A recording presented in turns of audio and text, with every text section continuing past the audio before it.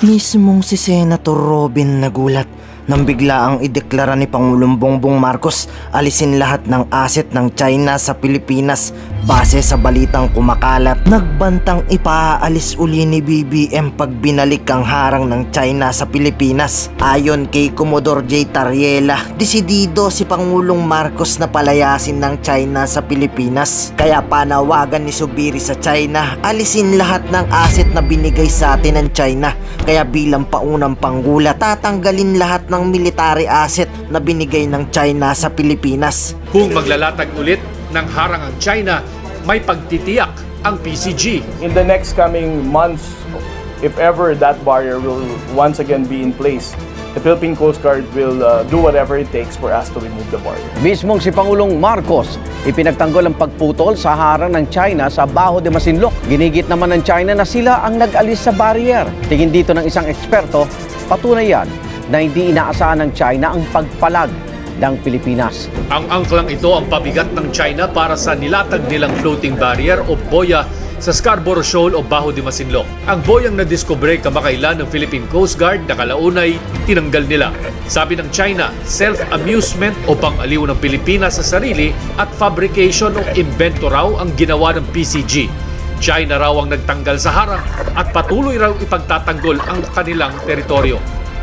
Kahit malinaw na nasa loob ng EEZ ng Pilipinas ang Bajo de Masinloc at pinagtibay sa 2016 arbitral ruling na common fishing ground ito at di dapat harangan ng anumang bansa. Para sa isang eksperto, ang magkakaibang pananaw ng Coast Guard at Foreign Ministry ng China, posibleng tanda na nalilito sila sa pagpalag ngayon ng Pilipinas at baka impluwensya sa ibang pang miyembro ng ASEAN na ang kanilang EEZ ay inaangkin din ng China. The Chinese are suffering from what you call cognitive dissonance. They cannot simply figure it out that the Philippines is opposing them. They are still thinking in terms of the time of President Rodrigo Duterte. Na we will stick it out with the appeasement policy.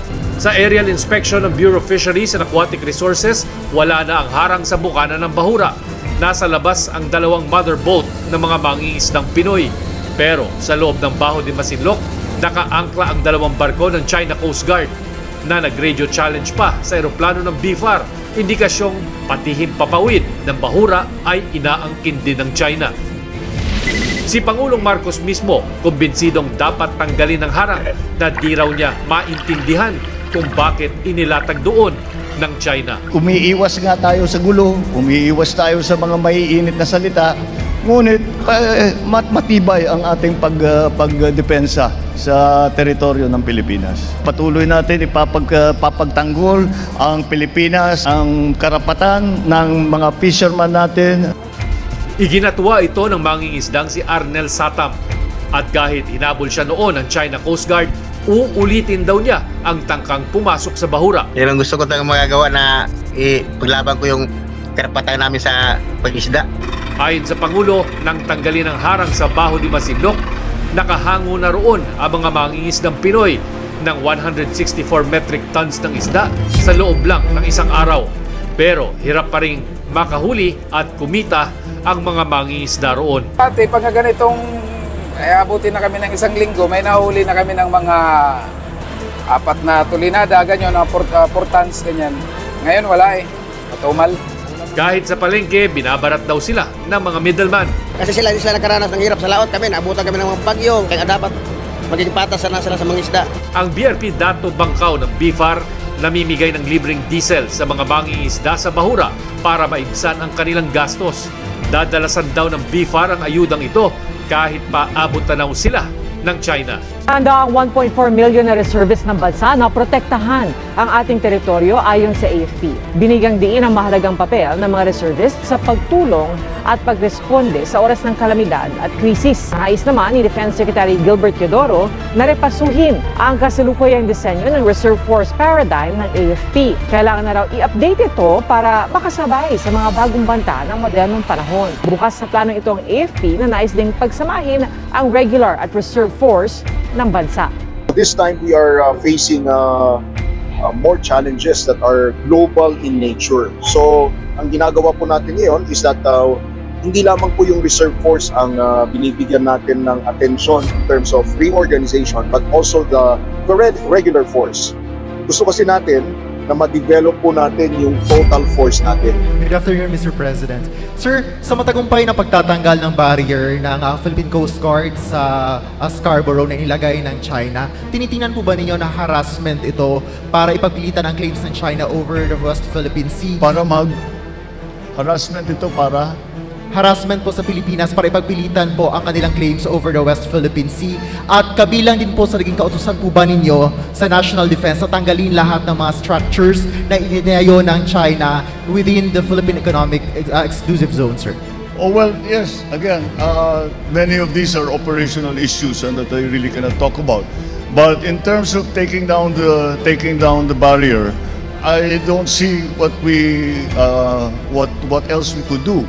Dahil talaga yung mga fishermen, nung pinutol yung tali, yung nakapasok na fisherman, nung araw na yun, nakahuli sila ng 164 tons na isda. So, sa isang araw pa lang yun. Yun ang nawawala sa ating mga fisherman. Kaya hindi naman maaari na lalagyan ng barrier na gano'n. At maliwanag naman ay nasa loob ng Pilipinas yan. Kaya, sige, basta't hindi tayo naghahanap ng gulo. Basta't gagawin natin, patuloy natin, ipapagtanggol ang Pilipinas, ang maritime territory ng Pilipinas, ang karapatan ng mga fisherman natin na mangisda doon sa mga areas kung saan sila nangingisda daan-daang taon na. Kaya hindi ko maintindihan ba't nagbago na ganito. Kaya basta't kagaya na sabi ko, hindi umiiwas nga tayo sa gulo, umiiwas tayo sa mga maiinit na salita, ngunit matibay ang ating pagdepensa sa teritoryo ng Pilipinas. When I went to other agencies, ang dami palang donated ng mga hindi nating kaibigan.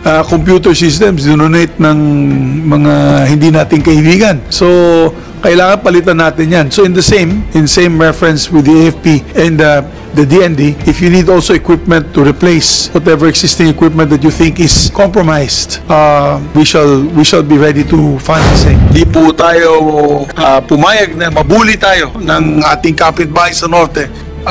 We are here to support you. And you'll see a drastic difference in your budget come December. We can also get like new materials, brand new condition from our allies, and they're very willing. In all my meetings, Mr. Chairman, with all the different members of the diplomatic corps, lalo na yung mga allies natin, excited na sila magbigay ng defense equipment that are like brand new, but good bang for the buck. Ika nga, if we really truly want to defend our country and our seas, we must support their budget. We will have another meeting after this. We're going to support, through the efforts of the Senate, increase in their budget, especially in the defense spending. So, hindi ko na babanggitin anong bibili natin. Ngayon, ikaw, bilang Pilipino, ano ang masasabi mo at reaksyon sa balitang ito? Mag-iwan ka ng komento sa ibaba at atin pong babasahin isa-isa.